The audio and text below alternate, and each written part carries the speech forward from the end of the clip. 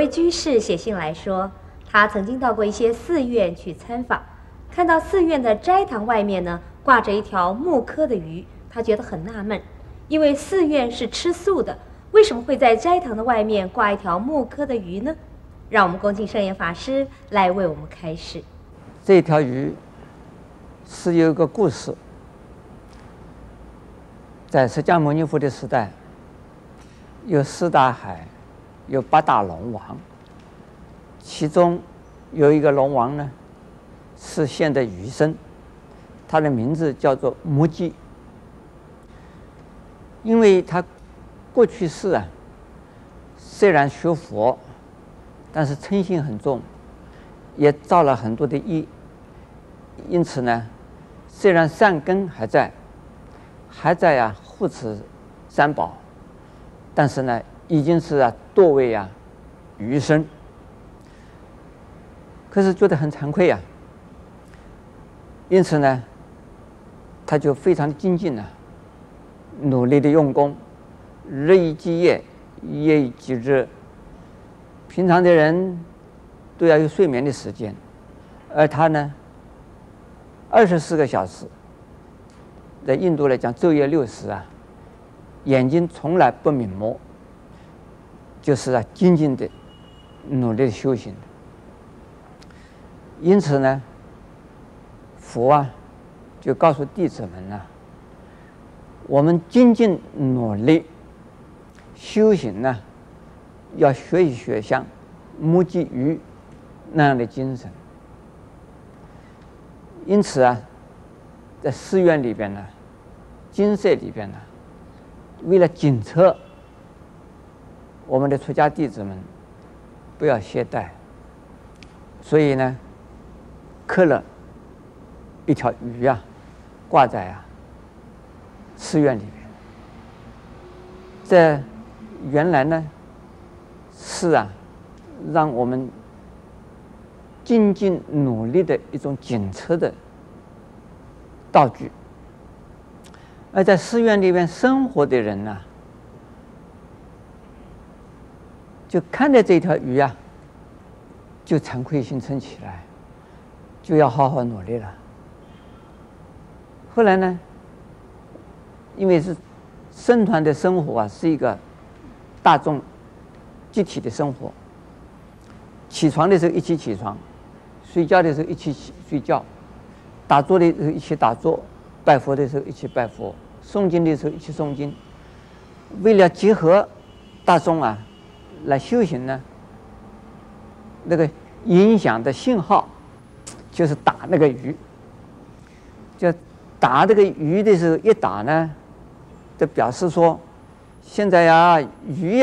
在叫我们去好好努力修行哦。就听到打的鱼的声音就要去修行哦。这个就是我们念经要敲摸鱼的一个典故。那么我们现在在寺院里边摸鱼有2种，一种就是一条像个鱼的形状的摸鱼是挂在斋堂的前面。另外呢，只有一个鱼的头，鱼的嘴巴，那这是用的来诵经用的，这是放在佛殿里的。那2种鱼的形状看起来那长的是很像鱼，小的呢不大像鱼，但是呢你仔细的看一看还叫它摸鱼。这个典故是这样子来的，并不是因为出家人想要吃鱼吃不到，就把钓一个木鱼挂在那个地方做象征，不是，是为了警策我们大家能够精进用功，不要懈怠，就是日夜不要休息。是鱼能够这个样，我们呢已经成了人了，应该更要精进了。当我们变成鱼的时候已经很晚了，所以是现在呢还是人的时候呢，要好好努力修行。这个典故是是这个样子的。那我们现在敲木鱼啊，就变成了只有吃饭的时候敲，其他的时候啊没有敲这个长形的鱼，只要早上、中午过堂上斋堂啊吃饭以前呢敲，这也是啊击中的意思，击中的一种信号。我们在寺院里边呢，不管是进什么堂，都是修行，不是说吃饭的时候是休息，是在享受，而吃饭本身呢，就是啊修行的一种一种方式。所以是为了团体的修行呢，用这个打这个鱼，我们叫做打梆，这个又叫另外一个名字叫做梆，鱼梆。